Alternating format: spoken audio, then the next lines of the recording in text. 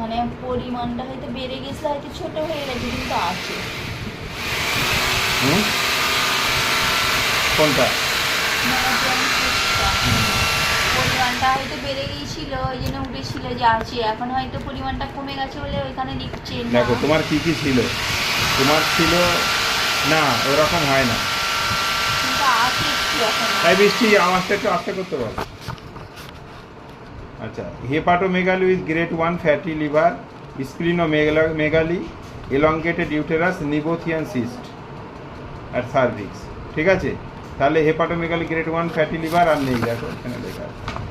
Hepatomegaly আগে ছিল grade 1 ছিল, সেটা কমে গিয়ে একটা মাইল্ড হয়ে গেছে, মানে নর্মাল জায়গায় চলে এসছে।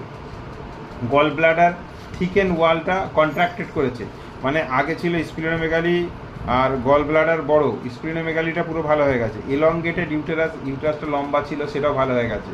শুধু নেবোথিয়ান সিস্ট ছিল, নেবোথিয়ান সিস্টটাও ভালো হয়ে গেছে। নেবোথিয়ান সিস্ট থাকলেই এখানে দেখাতো, দেখো ইউটেরাসের কাছে এখানে কোনো নেবোথিয়ান সিস্ট আছে নেই তো, তাহলে ইমপ্রেশনে লিখতো।